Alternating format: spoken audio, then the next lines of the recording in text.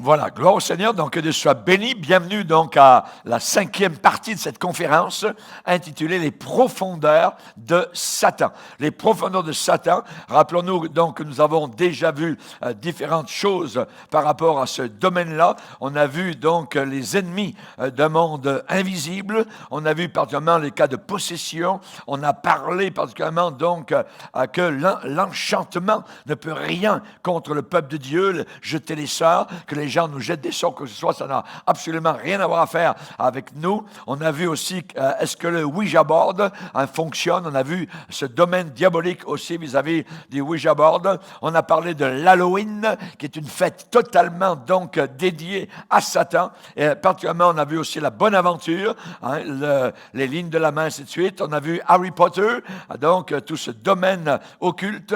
Et aujourd'hui, nous allons donc continuer sur cette lancée avec communiquer avec son ange gardien. Vous voyez, dans le monde, donc, particulièrement, aujourd'hui, on parle beaucoup des anges, on adore les anges, on fait toutes sortes de choses, on communique avec son ange gardien, et nous allons voir, évidemment, ce que la Bible dit, et ce que eux, évidemment, donc, les païens, les Cananéens, moi, je les appelle les Cananéens, donc, font. Et on va voir maintenant un passage dans Hébreux, 1er chapitre. Hébreux, 1er chapitre. Nous allons voir, je dirais, l'heure juste par rapport à ce que la Bible dit vis-à-vis des anges. On va lire un grand passage qui parle des anges, où nous les voyons mentionnés 1, 2, 3, 4, 5 fois. Donc 5 fois, nous voyons les anges mentionnés dans ce passage-là. Alors nous sommes à ce domaine-là. Peut-on communiquer avec son ange gardien? Nous sommes dans la 5e partie de cette grande conférence, particulièrement donc sur les profondeurs de Satan. Hébreux, 1er chapitre, verset 5. « Auquel des anges Dieu a-t-il jamais dit, tu es mon fils, je t'ai engendré aujourd'hui? Et encore, je serai pour lui un père, et il sera pour moi un fils. Et lorsque Dieu le Père, donc, introduit de nouveau dans le monde le premier-né, il dit que tous les anges de Dieu l'adorent. De plus, il dit des anges, au sujet des anges, celui qui fait de ses anges des vents et de ses serviteurs une flamme de feu. Mais il a dit au Fils, ton trône, ô Dieu, est éternel. Nous ne voyons jamais des anges sur des trônes. Mais au Fils, ton trône, ô Dieu, le Fils est Dieu, ton trône, ô Dieu, est éternel. Le sceptre de ton règne est un sceptre d'équité. Tu as aimé la justice et tu as haï l'iniquité. C'est pourquoi, ô Dieu, Jésus, ton Dieu, Dieu le Père, t'a oint d'une huile de joie au-dessus de tes égaux. Et encore, là, l'auteur de l'Épître aux Hébreux va citer le psaume 102. « Toi, Seigneur, tu as au commencement fondé la terre, et les cieux sont l'ouvrage de tes mains. Ils périront, mais tu subsistes. Ils vieilliront, tous, comme un vêtement. Tu les rouleras comme un manteau, et ils seront changés. Mais toi, tu restes le même. Et tes années ne finiront pas. Et auquel des anges a-t-il jamais dit, assieds-toi à ma droite, jusqu'à ce que je fasse de tes ennemis ton marchepied? À aucun ange, Dieu a dit ça. Ne sont-ils pas, et là on a la description de ce que sont les anges, ne sont-ils pas tous des esprits au service de Dieu, envoyés pour exercer un ministère, un service en faveur de ceux qui doivent hériter du salut? Amen. Seigneur, nous te demandons de bénir la réflexion de nos cœurs.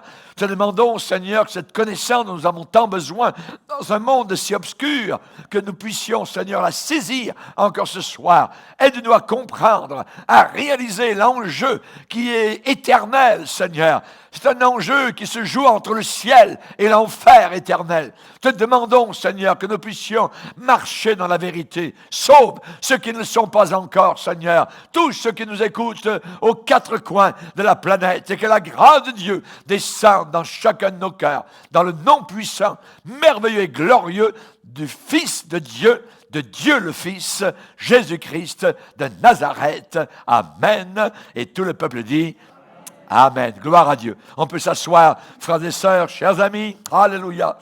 Gloire à Dieu. Communiquer avec son ange gardien. Est-ce possible? Voyez, est-ce possible? On a le titre d'un livre qui est très connu, qui est une sorte de best-seller actuellement, qui est écrit par M. François Aziel, particulièrement, donc, et où l'on dépeint particulièrement des êtres spirituels qui ne nous veulent que du bien, que du bien. Et ces êtres, d'après le livre, il faut les rechercher. Mais je vais vous dire ce que dans ce livre sur les anges, eh bien, on déclare. Par exemple, si vous allez dans un magasin aujourd'hui, la Bible des anges, vous voyez beaucoup de livres sur les anges. Les gens raffolent donc évidemment de ces choses-là. Là, c'en est un qui a été écrit par Johann Flansbury, tout ça, donc écrit, inspiré par les anges de la lumière. Vous voyez, en réalité, vous allez voir que ce sont des démons, mais ils sont présentés comme étant de bons anges, tout ça, hein, et qui ne font que du bien. Il n'y a pas d'autre chose. Les anges protecteurs des enfants, vous voyez. Alors, on voit cette séduction, comme ils ne sont pas chrétiens, et qu'ils veulent quand même, les païens veulent une protection, alors le diable permet que certaines personnes écrivent au sujet des anges, les anges protecteurs des enfants. C'est vrai que dans un sens, dans la Bible, les anges protègent les enfants, mais évidemment, ça c'est toute une autre façon, donc tordue, de présenter évidemment les anges. Et nous allons voir particulièrement que Jean, dans l'Apocalypse, a été éberlué, époustouflé par évidemment tout ce qu'il avait vu comme révélation sur la fin des temps. Il a vu la Nouvelle Jérusalem, la ville d'en haut, il a vu la fin des temps sur la terre, il a vu les milliards de personnes qui allaient mourir, il a vu toutes sortes de choses, il était bouleversé. C'était un ange qui le guidait et qui lui montrait toutes ces choses. Et à un certain moment, il est dit dans Apocalypse 19, verset 10, « Je tombais à ses pieds pour l'adorer. Mais il me dit, « Hé, garde-toi de le faire. Ne fais pas ça. Je suis ton compagnon de service et celui de tes frères qui ont le témoignage de Jésus. Adore Dieu. Ne m'adore pas. Aucun véritable ange va vouloir se faire adorer. » Si quelqu'un a une vision d'un ange et qu'il l'adore, c'est un démon qui vient de lui apparaître. C'est pas plus compliqué que cela. Voyez, on a déjà vu des personnes qui ont eu des visions angéliques, hein, et l'ange disait « Je suis ceci, je suis venu pour ton bien » et tout ça. Et la personne a dit « Montre-moi tes mains ». Et tchouk, l'ange a disparu. Parce que, évidemment, hein, si l'ange dit, par exemple, c'est moi Jésus, tout ça, voyez, hein, et qu'on lui demande, montre-moi tes mains, les mains de Jésus sont percées. Mais aucun ange n'a les mains percées, voyez. Donc, il faut vraiment faire attention à tout ce qu'on appelle vision, révélation, et ainsi de suite. Apparition, hein, apparition. Donc, ici, Jean voulait adorer cet ange. Et qu'est-ce que l'ange, fidèle à Dieu, qui n'a pas participé à la rébellion donc du tiers des anges qui sont devenus des démons, rappelez-vous donc dans les temps avant la création, eh bien cet ange a dit, je suis ton compagnon de service, adore Dieu, garde-toi de le faire. Il voulait tomber, Jean l'apôtre voulait tomber aux pieds de cet ange pour l'adorer. Non.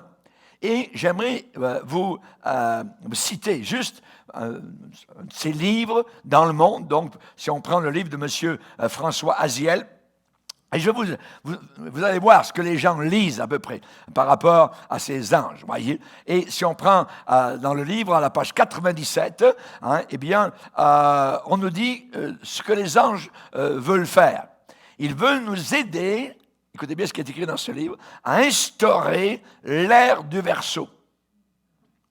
Les anges veulent nous aider, donc, ce qu'ils appellent, eux, dans les païens, l'ère du Verseau, c'est le nouvel âge sur la terre. Voyez, En réalité, c'est le nouvel âge. Donc, les démons travaillent, évidemment, avec donc l'esprit de l'Antéchrist, l'esprit de Satan, qui mène, évidemment, tout ce monde vers, je dirais, converger vers la direction des prophéties de la parole de Dieu qui commence à se réaliser. Par exemple, dans ce livre-là, à la page 13, on peut demander, mais seulement 5 jours par année, attention, 5 jours par année, on peut demander à chacun des anges d'intercéder pour nous. Demander qu'il prie pour nous, voyez, mais seulement 5 jours par année. Ça, c'est, il y a, à la page 17, par exemple, l'ange gardien veut demeurer en nous. Il veut nous habiter. À la page 69, pour aller plus loin, pour progresser, aller de l'avant, il faut livrer sa vie à son ange gardien. Pas à Jésus, à l'ange gardien. Vous voyez la déviation, et c'est dans ce livre-là, par exemple, à la page 80, qui a parlé à Ève dans le jardin? Le serpent. Dans ce livre, il est dit que le serpent qui a parlé à Ève, c'était son ange gardien. Vous voyez comment c'est tordu, voyez? La Bible dit dans 2 Corinthiens 11, de même que Satan séduisit Ève. Vous voyez, quand on connaît bien la Bible, tout de suite, on peut défaire, évidemment, ce que ce livre déclare. Dans ce livre, par exemple, à la page 85 et 91, il faut adorer son ange. Qu'est-ce qu'on vient de voir? Adore Dieu.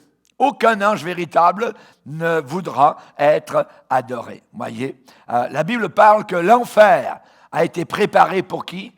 Pour le diable et ses anges.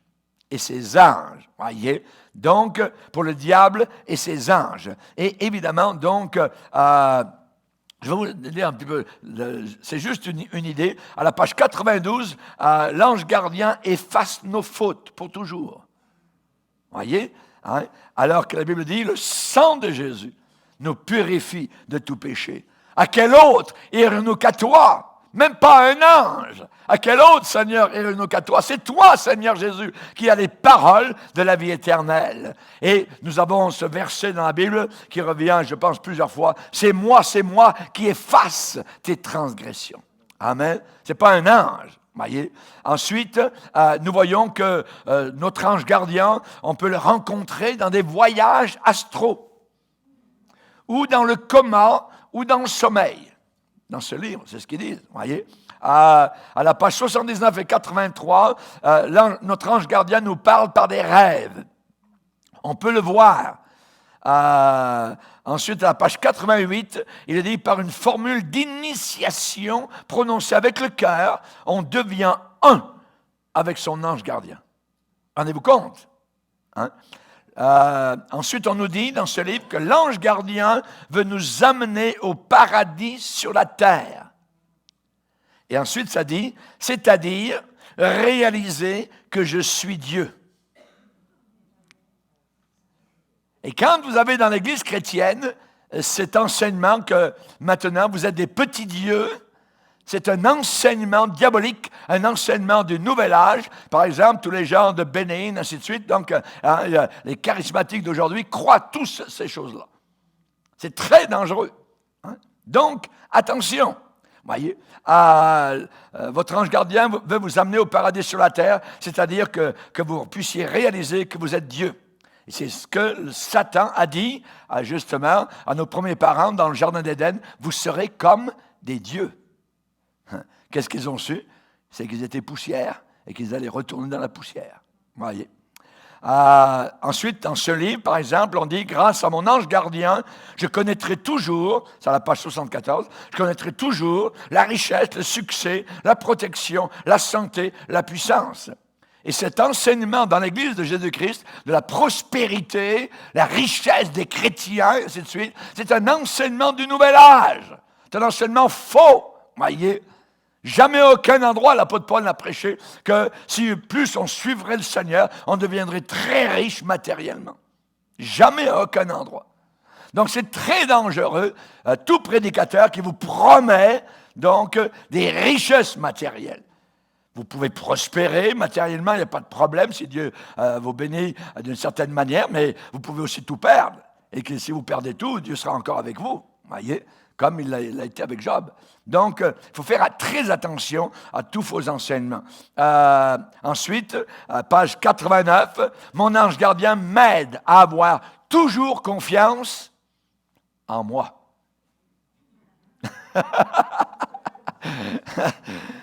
Toujours confiance, pas en Dieu, voyez, en moi. Crois en toi. Quand vous voyez ce slogan partout, crois en toi, c'est encore un slogan du nouvel âge. Ouais. N'ajoutez pas foi à tout esprit, mais éprouvez les esprits pour savoir s'ils sont de Dieu. Bien-aimés, n'ajoutez pas foi à tout esprit. Éprouvez les esprits, les pensées, voyez, ce qui est enseigné pour savoir s'ils sont de Dieu. Car plusieurs faux prophètes, des prophètes qui sont faux, sont venus dans le monde. Amen. Ensuite, je vais finir là parce que vous voyez à peu près où ça mène. À la page 114, mon ange gardien me donne pour mission de convertir les autres. Voyez? Ensuite, mon ange gardien me donne le pouvoir de séduire. Tiens. Rendez-vous compte. Et il me donne le pouvoir de convaincre les autres. Tout ça à la page 114. Donc, c'est un travail d'évangélisation à l'envers. C'est le domaine diabolique, donc, qui, évidemment, est en train de travailler avec, ces histoires d'anges gardiens. Celui qui connaît le moindrement la Bible va identifier tout de suite ces anges, c'est-à-dire ce sont des démons séducteurs. Des démons séducteurs, voyez. Et n'oubliez pas que dans ce livre, on dit que cet ange veut demeurer en nous. Là, on parle de possession. Dieu interdit totalement et complètement que l'on cherche les anges, que l'on adore les anges ou que l'on prie les anges. Dieu interdit même qu'on loue les anges. Dans certaines réunions, je dirais, on a vu le dirigeant qui était en avant, on va applaudir les anges. Vous voyez, jamais nous ne devons faire une telle chose. Jamais on applaudit les anges. On applaudit Jésus-Christ. Les anges qui voudraient prendre une adoration moindrement qui va à Dieu, ce sont des démons. Et c'est très dangereux. On n'applaudit jamais les anges. Voyez. Le Saint-Esprit dit expressément que dans les derniers temps, beaucoup abandonneront la foi pour s'attacher à des esprits séducteurs. Des esprits séducteurs, voyez. Nous sommes dans les derniers temps. Nous sommes dans les temps de désertion actuellement, de trahison vis-à-vis de la parole de Dieu, d'abandon, de reniement. Nous devons rester collés à nos réformateurs. Nous venons de quelque part. Et nous venons de la Réforme. La Réforme, ce sont ceux qui ont découvert l'erreur de l'Église catholique romaine et qui se sont placés sous, je dirais, le refuge de la parole de Dieu puissante, glorieuse et merveilleuse. Et ils vont rester dans la parole de Dieu. Le moment où je place des expériences extrasensorielles au-dessus de la parole de Dieu, je suis en danger, je suis en péril. Je dois rester dans les Saintes Écritures. Mes expériences doivent passer par le tamis des Saintes Écritures. Si les expériences que je fais ne correspondent pas à la parole de Dieu, je dois les rejeter totalement. Les rejeter totalement. Voyez, nous sommes dans les derniers temps. Ce sont des temps où Satan détient beaucoup de pouvoir.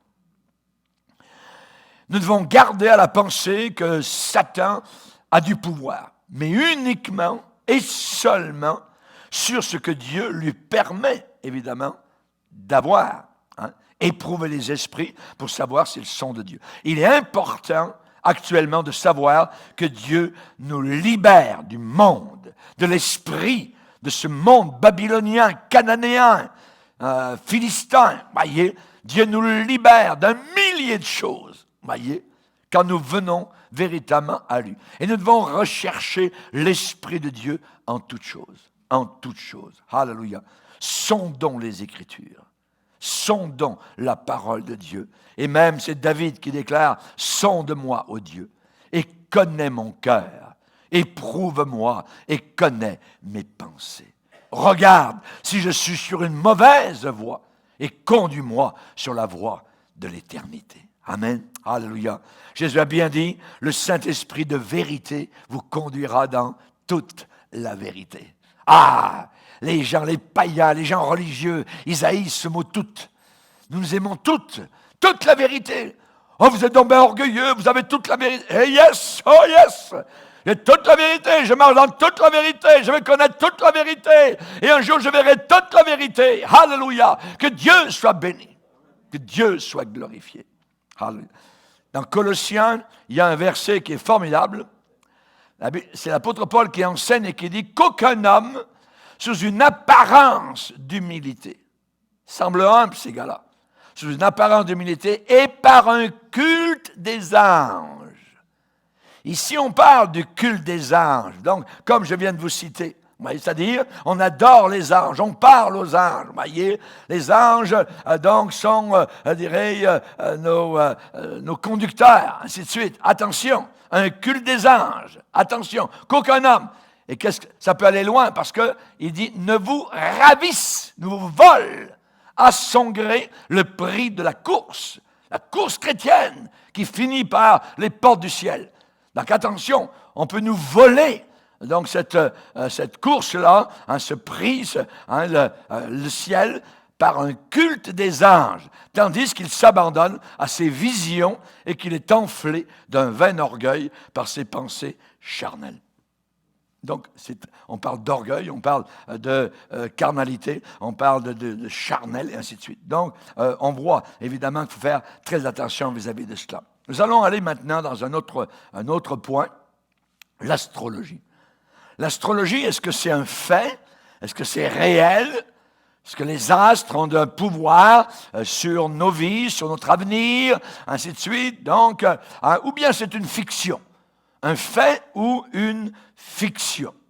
Vous savez qu'il y a un engouement pour les horoscopes. Il y a des gens qui ne sortent pas de leur maison s'ils n'ont pas entendu leur horoscope. Ils ne prennent pas de décision par rapport à leurs étoiles, zodiaques, tout ça, ainsi de suite, leurs signes de zodiaque, ainsi de suite. Donc, cet engouement, parce qu'il y a des gens qui, maintenant de plus en plus, voyez, cet engouement pour les horoscopes reflète évidemment un réveil d'intérêt pour l'occultisme.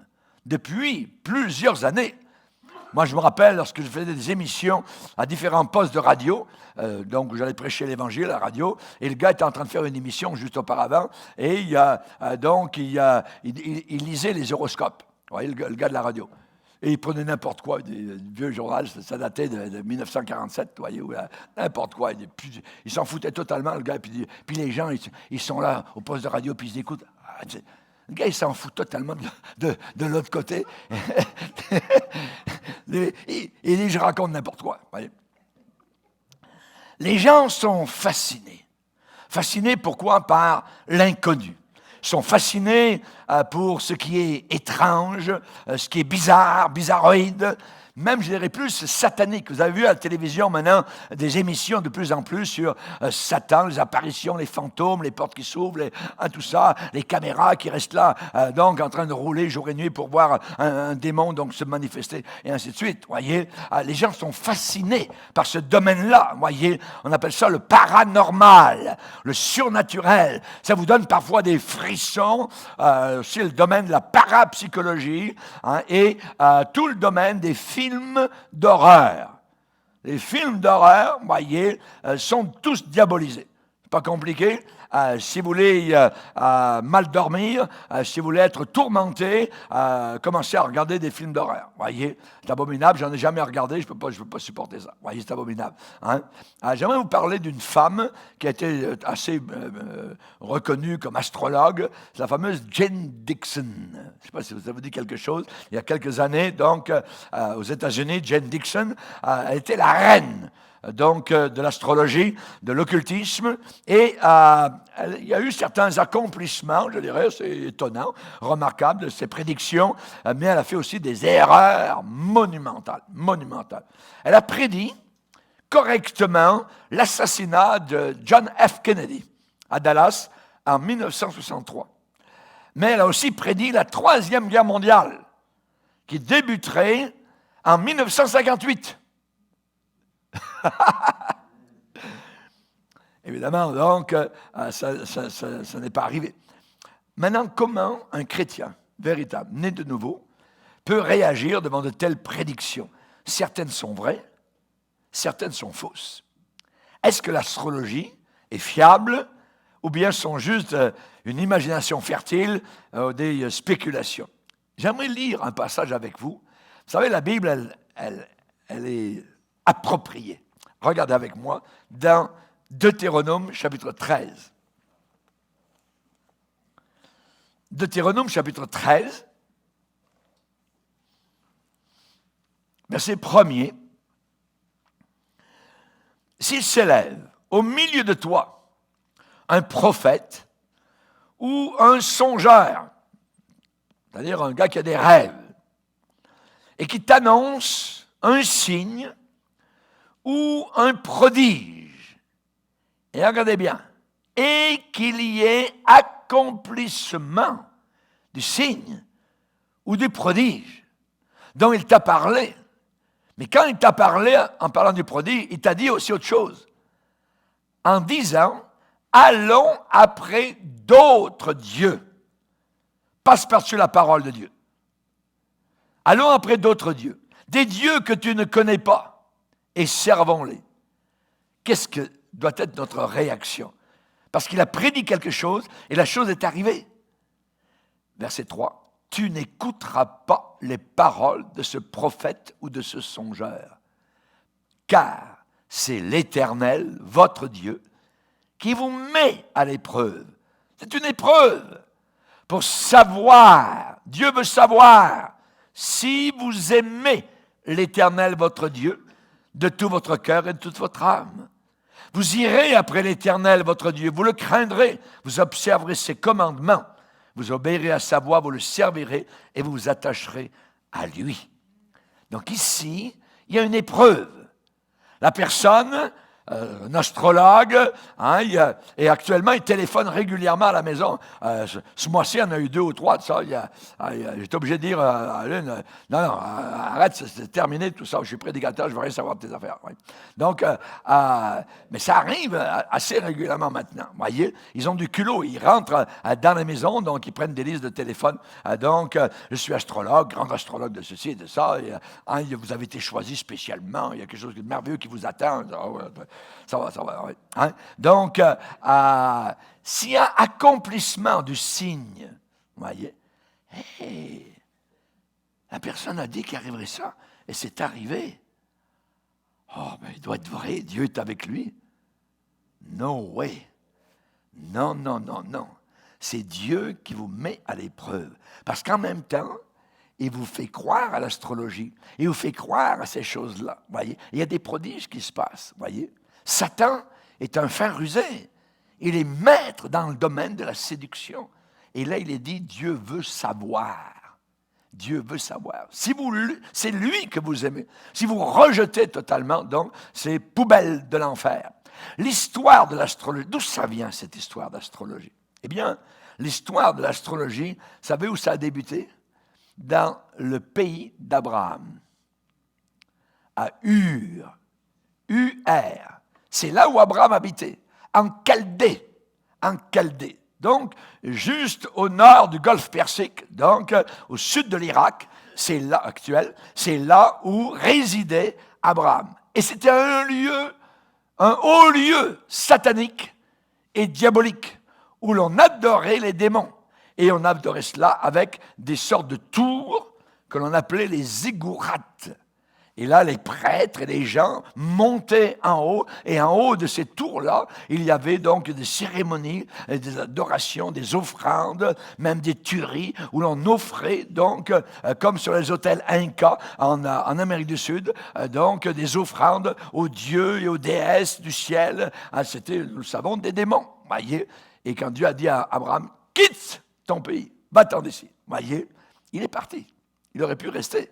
Donc, on voit qu'il vivait dans un milieu idolâtre. Peut-être que lui-même et son père étaient idolâtres aussi. Et le vrai Dieu s'est révélé donc à son cœur. C'est là que ça a commencé, donc, l'astrologie. Voilà, donc, cette tour, particulièrement à Ur. Ils l'ont aujourd'hui remontée au sud de l'Irak. Donc, on appelle ça un ziggurat, le ziggurat de Ur. Donc, c'était une sorte de temple où en haut, on montait et là-haut, donc, il y avait des offrandes, il y avait communication avec, le ciel. On se rappelle particulièrement la tour de Babel. La tour de Babel, les tours, généralement, sont dans l'Antiquité, c'était des lieux où l'on adorait les démons. À l'ONU, à New York, à la tour, la haute tour de l'ONU, vous voyez, l'Organisation des Nations Unies, il y a une salle de prière pour les démons, juste en haut, spécialement, donc, pour dédier aux forces occultes de venir les aider. Alors, les gens qui ont confiance dans l'ONU, voyez, ne savent absolument pas, évidemment, ce qu'ils sont en train de faire. C'est exactement ce qui se passait à la tour ziggurat de Ur, donc en Chaldée. Et ces tours, donc, étaient construites pour observer la nuit les astres. Ils observaient les astres, donc, dans le paysage de la Mésopotamie, comme la tour de Babel. Et qu'est-ce qu'ils ont dit à la tour de Babel? Nous allons construire une tour dont le sommet touche au ciel. Ça ne veut pas dire on va monter, et puis là on va toucher le ciel. Ça veut dire on va être en attouchement, en haut de cette tour, on sera en attouchement avec les puissances du ciel.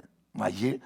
Avec les puissances des étoiles, avec les puissances occultes, en réalité. Et l'importance de l'astrologie a dominé donc tellement cette région du Moyen-Orient que le terme chaldéen, c'était la Chaldée, le terme chaldéen est synonyme d'astrologie. Les Chaldéens étaient des astrologues, voyez. On sait particulièrement que cela est entré, a pénétré le peuple de Dieu, le peuple d'Israël, et il y a eu différents rois, donc comme Manassé, vous l'avez dit, Manassé, le fils d'Ézéchias, s'est prosterné devant toute l'armée des cieux et il l'a servi. Qu'est-ce que ça veut dire? Ça veut dire que l'armée des cieux, c'est les étoiles. Le zodiaque, tout ça, tout ce qu'il voyait. Donc, il se prosternait devant toutes ces étoiles et il les adorait. Vous voyez, c'est abominable, une abomination aux yeux du Seigneur. Alors, pendant la période, environ de l'an 800 à l'an 600 avant Jésus-Christ, les astrologues anciens divisèrent le ciel en 12 groupes d'étoiles. 12 groupes d'étoiles. Et ces groupes, ces constellations ont reçu des noms d'animaux. Ils ont reçu des noms aussi de personnes. L'orbite, le cercle que ces constellations suivaient a été appelé le zodiaque. Le zodiaque, voyez, ça vient de quoi? Ça vient du mot grec zoé, zoé qui veut dire en grec vie animale. La vie animale. Donc, ces constellations, la constellation du taureau, la constellation de ceci, de cela, donc, c'est les signes, les 12 signes du zodiaque, ça vient donc de la Chaldée et ça vient donc de ces temps-là, particulièrement. Et ça signifiait donc un cercle de créatures vivantes, ils le croyaient, donc, autour de leur vie personnelle.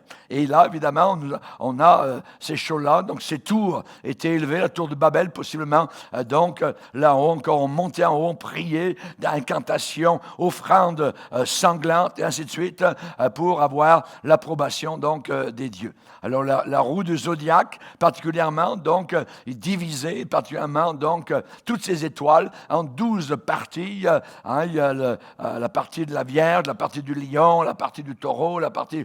donc, c'était tout divisé comme cela. Et c'est, donc, ça a créé l'astrologie. L'astrologie, voyez, pas l'astronomie. Voyez, l'astronomie, très intéressante. L'astronomie, c'est étudier les étoiles, étudier les constellations, j'aime ça. Hein, donc, si un jour vous allez à Montréal, il y a des endroits spécialement, on vous montre, comment on appelle ça, des musées, il n'y a pas des... Hein?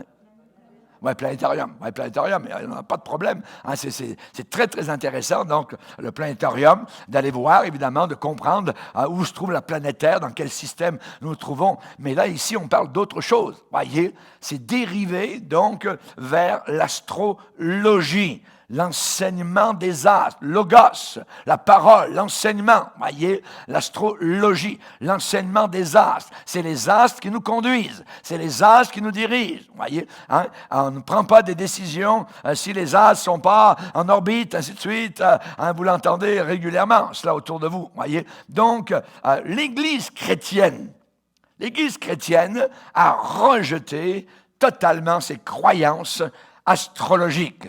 Mais l'astrologie est demeurée une supposée force potentielle dans le commun du peuple. Le peuple croyait que ça avait donc une influence sur leur vie. Par exemple, les fermiers, hein, les paysans plantaient les champs, c'est vrai, les rois partaient en guerre parfois, mais uniquement lorsqu'ils étaient satisfaits et que les étoiles leur avaient donné leur bénédiction. Ma bonne étoile, on l'entend encore aujourd'hui, hein, tu es né sous une bonne étoile. Ça. Ah ouais, moi je suis né avec Jésus, vous voyez, hein, c'est le Seigneur. Hein, mais les gens croyaient que leur destinée, que leur avenir, leur futur, donc était relié de façon inextricable avec la course donc des étoiles au-dessus de leur tête, hein, les signes astrologiques, ainsi de suite. Donc tout cela fait partie de l'astrologie. Et particulièrement donc dans la lecture des lignes de la main, il y a toutes sortes de choses qui concernent les astres aussi. Hein, il y a ici en haut, il y a le monde du Soleil, le monde de Mercure, le monde de Saturne, le monde de Jupiter. Il y a toutes sortes de... Attends, c'est la ligne de la chance, tout ça, le hasard, et ainsi de suite. Donc, on est dans ce domaine-là, évidemment, qui n'est que du mensonge. Nous, on a été libérés de tout ça, même si vous ne le saviez pas, je vous l'apprends. Vous voyez, il y a beaucoup de chrétiens qui ne le savent pas, vous avez été libérés d'un seul coup par le sang de Jésus-Christ. Alléluia, merci Seigneur, que Dieu soit béni. Donc, certains astrologues disent que cette science, eh bien, c'est seulement une partie de toute la grande vision occulte.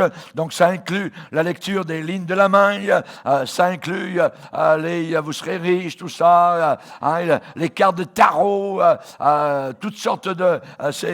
la numérologie, tout ça, les numéros, et ainsi de suite. Donc, il y a beaucoup de choses avec ça. Et c'est tout, évidemment, de la foutaise pour nous.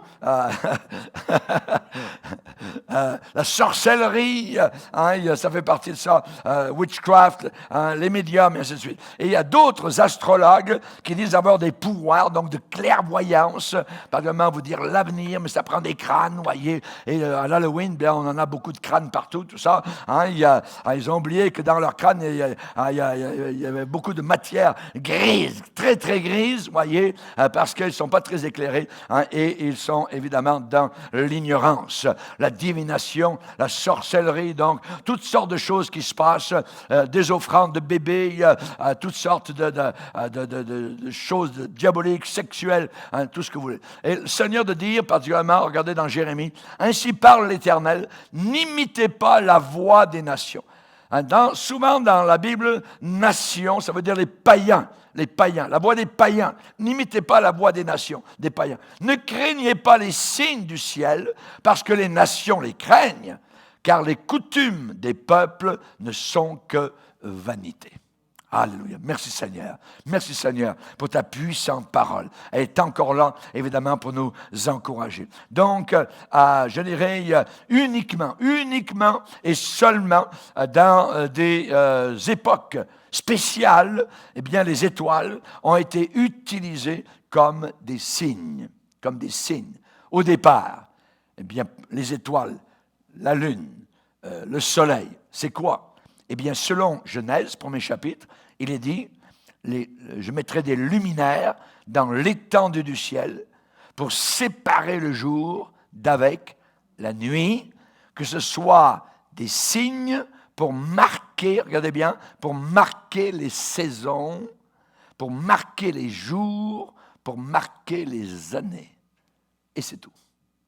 Dieu dit que les astres, donc, sont là pour marquer les saisons, les époques, marquer les jours et les années. Et, je dirais, uniquement dans des cas particuliers, les étoiles ont été utilisées comme des signes. Lorsque Mohammed est né, aucune étoile n'a guidé les gens pour venir voir Mohammed en train de naître, voyez. Mais les mages ont été guidés depuis l'Orient jusqu'à Jérusalem, de Jérusalem jusqu'au lieu précis, à Bethléem. L'étoile les a conduits jusque sur la maison où était né l'enfant. Alléluia. C'est quelque chose de merveilleux, voyez. Comment ça s'est passé? Je ne sais pas, c'est inexplicable. Un miracle ne peut pas être expliqué, voyez. C'était une étoile, peut-être comme un ballon qui n'était pas très loin, parce qu'elle ne devait pas être à 50 km dans les airs, parce qu'il ne l'aurait pas vue, voyez. Il fallait qu'il la voie vraiment, et elle bougeait, voyez, avec eux. Donc, c'était quelque chose que Dieu fait. Dieu est capable de faire n'importe quoi, voyez. Tout est possible, donc, au Seigneur. Où est le roi des Juifs quand ils sont arrivés à Jérusalem? Où est le roi des Juifs? Nous avons vu son étoile en Orient. Nous avons vu son étoile en Orient. Alléluia, gloire au Seigneur. Donc, c'est spécial, voyez. Lorsque Jésus-Christ est mort, lorsqu'il est mort, l'étoile appelée soleil a disparu. Ce n'est pas une éclipse de soleil. Une éclipse de soleil ne dure pas, voyez, des heures. Ça dure quelques minutes, peut-être 5 minutes, 10 minutes, voyez, et hop, après, la lumière revient, voyez. Mais là, pendant des heures, Dieu, toc, a enlevé la lumière du soleil. C'est un signe, voyez, quand le Fils de Dieu est mort. De midi à 15 heures, voyez, 3 heures, il y eut des ténèbres sur toute la terre, pendant que le Fils de Dieu était en train de mourir. Je crois que toute la planète Terre était dans l'obscurité pendant 3 heures. Pendant 3 heures. Aux 4 coins cardinaux, le Fils de Dieu était en train de mourir pour mes péchés et pour les tiens, et pour les tiens. Merci Seigneur. Alléluia. Donc ces astres sont sous la domination d'une pensée supérieure qui les a créés. Si Dieu ne pouvait pas contrôler ce qu'il a créé, serait-il Dieu? Il ne pourrait pas être Dieu. Il contrôle tout. Alléluia. Même le domaine des astres. Et ces astres ont agi à ce moment-là comme étant des présages astronomiques, voyez, pas astrologiques, astronomiques. Alléluia. Les chrétiens ne doivent jamais rechercher de direction, ne doivent jamais chercher à être guidés à partir d'horoscopes et de ceux qui les produisent. Vous savez, les petits... vous allez au restaurant chinois, voyez, puis à la fin, vous avez votre dessert, voyez. C'est un petit gâteau, puis sec, vous craquez ça, et à l'intérieur, il y a un petit billet, voyez, et c'est votre horoscope. Voyez. Faites bien attention à ça. Voyez. Mais ça parle, on dirait, comme la Bible. Ça parle avec une sagesse diabolique. Faites bien attention à ça. Voyez. N'ayez aucune part à ça. Regardez ce que la Bible dit. N'imitez pas la voix des nations. Ne craignez pas. Ne craignez pas. Oui. Dans Éphésiens 5:11, il est dit, ne prenez point part aux œuvres infructueuses des ténèbres, mais plutôt condamnez-les. Ceux qui adhèrent à l'astrologie, ceux qui ont foi, qui croient dans l'astrologie, eh bien, que font-ils? Eh bien, ils arrangent leur vie, ils préparent leur vie, ils établissent leur vie de façon à suivre la direction, le modèle de leur prédiction, ce qui leur a été prédit par les astrologues, voyez. Mais les chrétiens, nous, c'est totalement différent. Nous, les chrétiens, nous avons besoin d'avoir des vies qui reflètent notre obéissance et notre, je dirais, soumission à la volonté de Jésus-Christ. Amen. Le Seigneur a dit, je t'instruirai et je te montrerai la voie que tu dois suivre. Je te conseillerai. J'aurai le regard sur toi. Alléluia.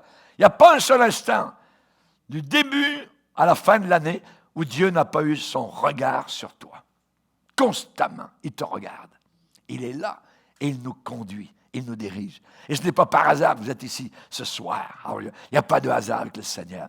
Ce n'est pas par hasard, tous ceux qui nous écoutent aux quatre coins de la terre, que vous êtes en train d'entendre ce que vous entendez.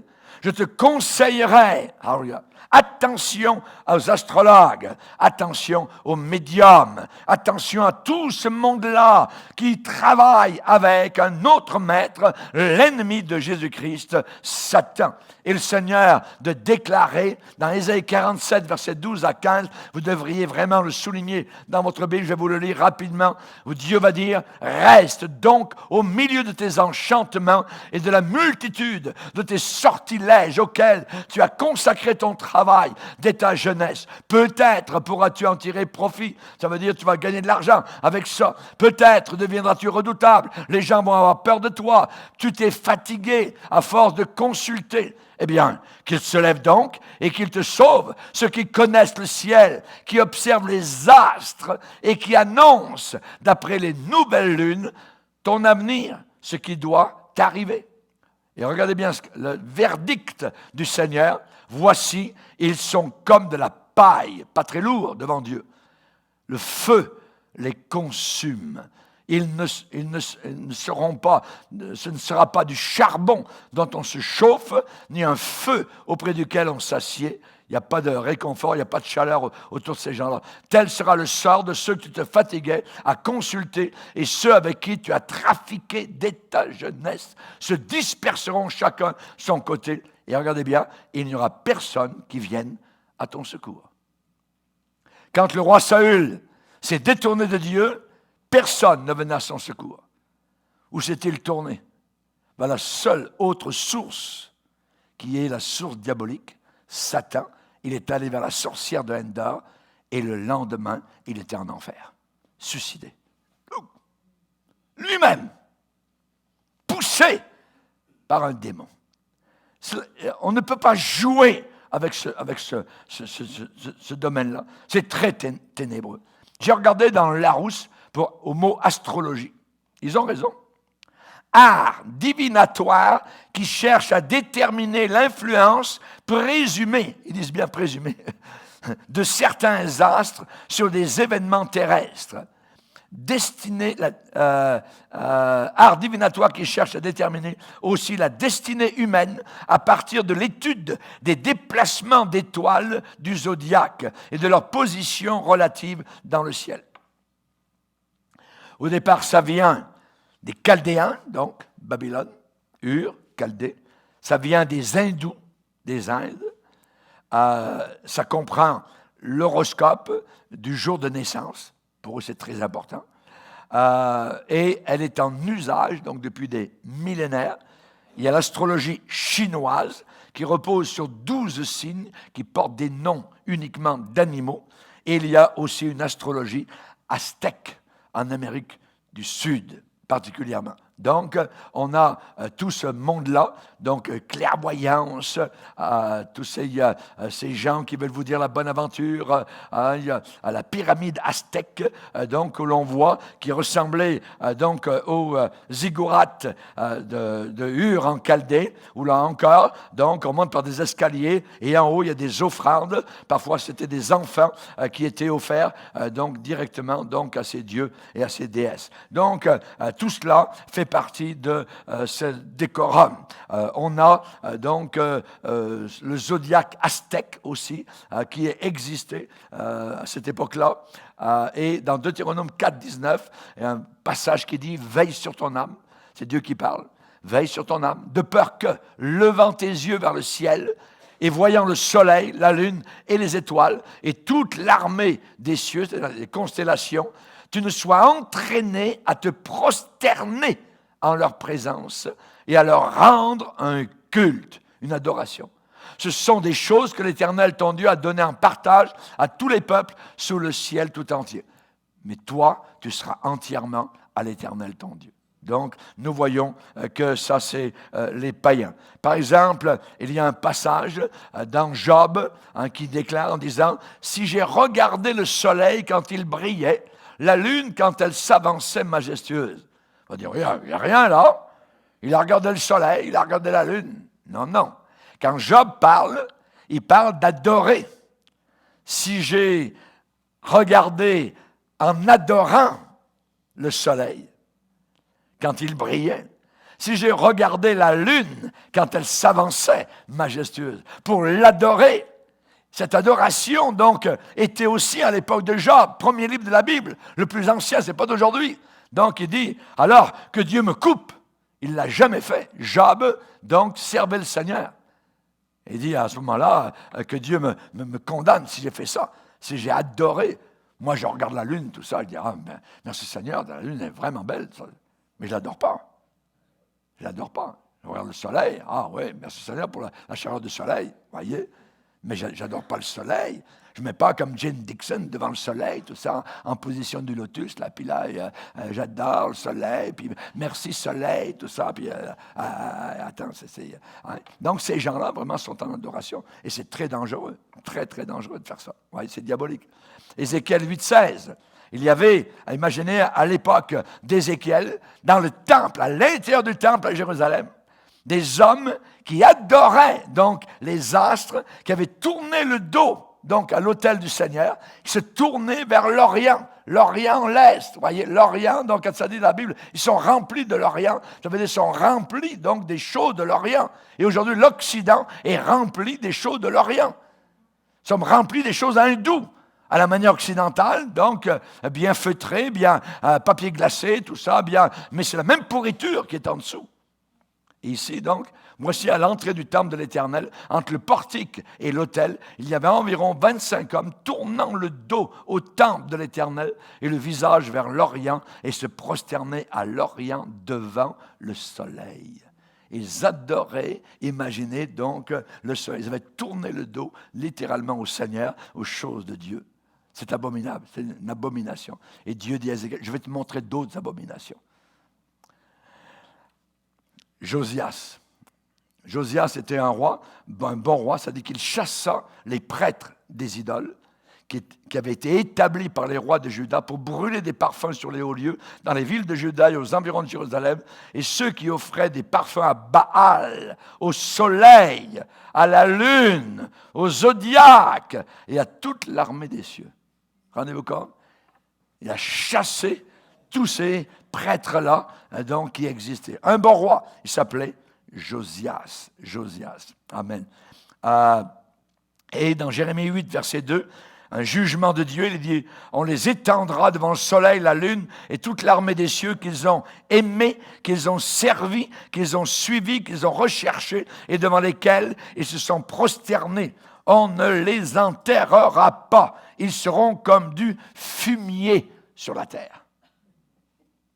C'est ce que Dieu pense de l'astrologie. On va aller voir un peu plus loin. Il nous reste 5 minutes. Non, on n'ira pas plus loin.